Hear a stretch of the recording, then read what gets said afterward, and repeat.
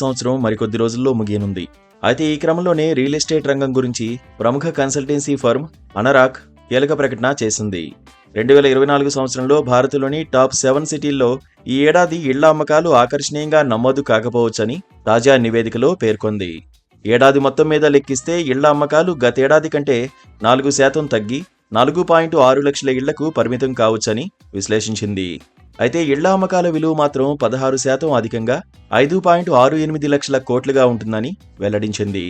క్రితం ఏడాదిలో 4.76 లక్షల ఇళ్ల అమ్మకాలు నమోదు కాగా ఆ ఇళ్ల విలువ 4.88 లక్షల కోట్లు మాత్రమే. Delhi NCR, Mumbai metropolitan region, Bengaluru, Hyderabad, Chennai, Kolkata, Pune నగరాల్లో ఇళ్ల అమ్మకాల తీరుతెన్నులను ఈ సంస్థ పరిగణలోకి తీసుకుంది.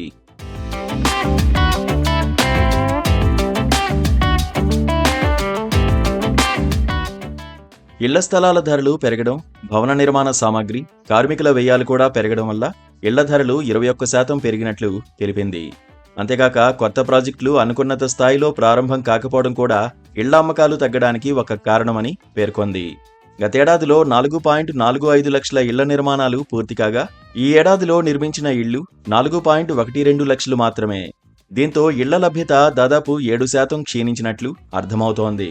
కేంద్రంలో వివిధ రాష్ట్రాల్లో ఎన్నికలు జరగడం, ఇళ్ల అనుమతుల్లో జాప్యం చేసుకోవడం వల్ల ఈ ఏడాదిలో ఇళ్ల నిర్మాణం తగ్గినట్లు అనరాక్ చైర్మన్ అనుజుపురి అన్నారు. కాకపోతే ఇళ్ల ధరలు పెరిగి మొత్తం మీద అమ్మకాల విలువ పెరిగినట్లు తెలిపారు.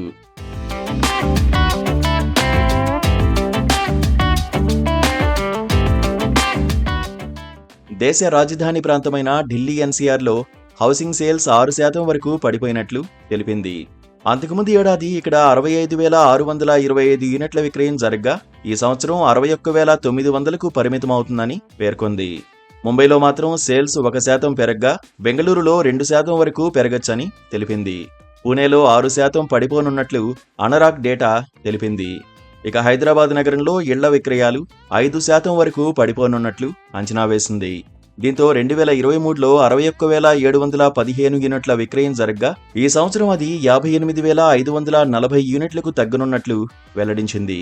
చెన్నైలో 11%, కోల్కతాలో అత్యధికంగా 20% సేల్స్ తగ్గనున్నట్లు వివరించింది.